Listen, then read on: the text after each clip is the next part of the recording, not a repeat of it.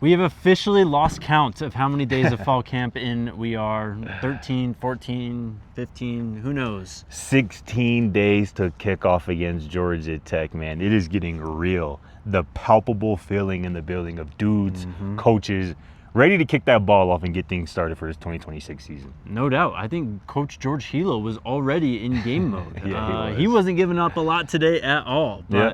I think that he feels confident in his group. I think Coach Carter feels confident in his group. I think that both of them feel like, big takeaway, really, the depth year over year from last year has been improved in both rooms. Multiple standouts that we've seen so far through the videos, and some guys who we've only recently begun to learn about their breakout.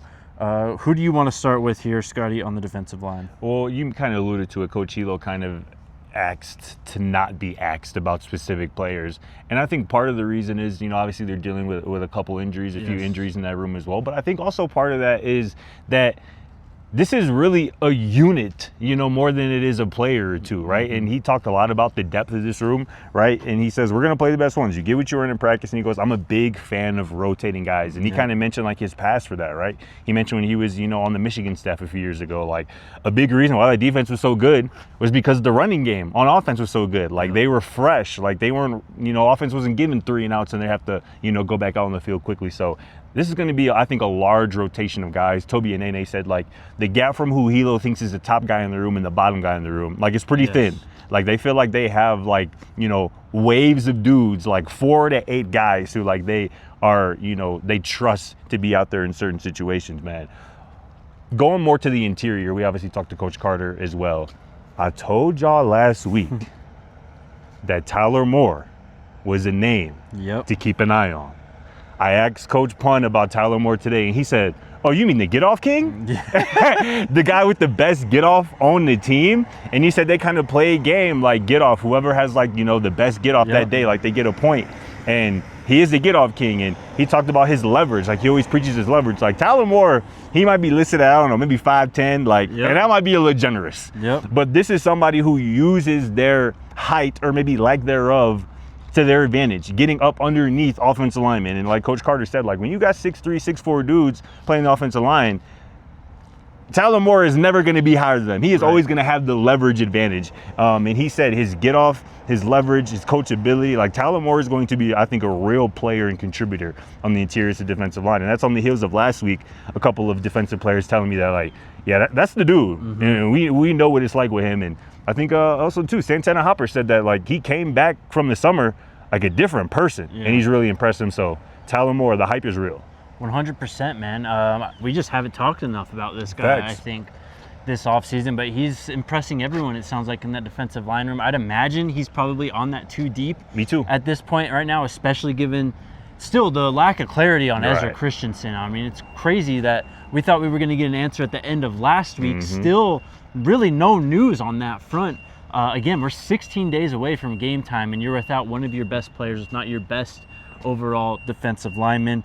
To go along with Tyler Moore, though, it sounds like Quincy Wiggins, again, is kind of making some noise and has really impressed Coach Carter, formerly, converting from the edge to the interior defensive line. Coach Carter said he's going to be the X factor of that group. He said he's taken a hell of a jump this offseason. As we know, Quincy took a jump last offseason, I think, in terms of putting in the work and the just the dedication to the team and the game, right? I think Coach Prime shouted him out at one point last year, but now Coach Carter's taking notice, and it's something we've talked about. It's time for Quincy Wiggins. If not now, then when? Right. It's his last year, really, coming in as a senior. And again, you look at the guy and you can't help but think, I mean, he's got to be a ball player, one of the most disruptive guys on that defensive line. We just haven't really seen it yet, but Coach Carter feels optimistic about it. We talked to Santana Hopper today, though. Coach Carter said he's a pro, man. He's already getting all these All-American lists and everything. This is easily a guy who's going to be one of the better players already on the defense as we jump into game one. But just hearing him talk as well, he just sounds locked in and ready to go. He wants to play tomorrow if he could, it sounds like. For sure. And Santana Hopper has like a real purpose behind this football stuff right now as well, right? I asked him today about his son, right? His 7-year-old son, who's actually turns 7 in May, I believe. He said that he's starting 2nd grade soon. And it was Coach Punt. That is crazy, right? And, Santana talked about it. He was like, we kind of have grown up together, right? Like, obviously, Santana said, like, he had his son young, and, like, they've grown up together, like, they've been through a lot. And he said whenever he straps up that helmet, man, that's the one he's thinking about. Yep. And I think that is going to be one of many reasons why Santana Hopper, as Dante Carter put it, is going to be the guy for them on the defensive line on the interior, like making a lot of plays, living in the backfield, resetting the line of scrimmage, and being very disruptive in both the pass and run game, man. Samu Taumanupepe, the hype continues with him as well. Coach Carter said he's taking a big leap. Santana said that he was another guy like Tyler Moore who came back after, kind of the summer as a different person, like with a different kind of level of intensity. I think Santana also mentioned Samu as like a vocal leader too on the team, like somebody who talks to the team a lot, like in a group team setting. So that is something that you need. You need guys, multiple guys, trustworthy guys who can also do different things and have different skill sets if you want to change the narrative of this run defense from where it was last year and even the year before, in 2023, dating back to then. Some good stuff from Coach Carter about Dylan Manuel as well, who also said he's kind of emerged as a vocal leader for this team.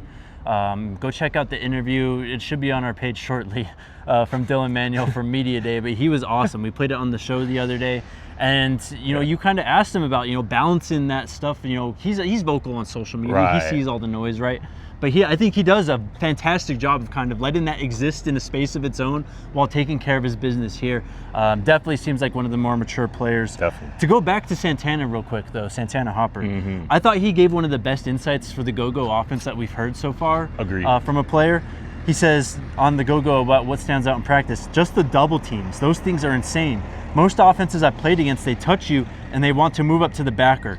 Colorado's offensive line and double teams, they want to bury you. Yep. And it's something that Brendan Marion's talked a lot about. This is a physical offense, right? We can have all the flashy plays, the trick plays. We're going to have these go-go sets, crazy looking formations and stuff. Right. But it's built on just complete destruction of the person in front of you. And these double teams, run and duo, run and inside zone, these power gap schemes that we're going to see. Like, this is going to be a varied run game. And it's going to be a very physical run game as soon as week one. And I think it's going to prepare them a lot for week one.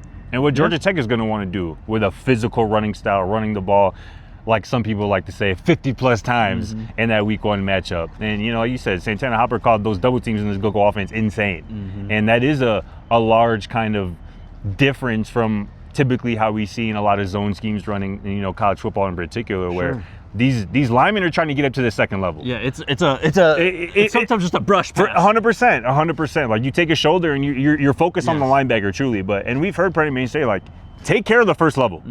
Take care of the first level, because that's how you get movement, right? And that's how you kind of get and count on maybe your running backs to make guys miss at the second and third level. Let them be athletes. Exactly right. So I think that was, like you said, a great insight into what this go-go offense provides, particularly up front in the run game.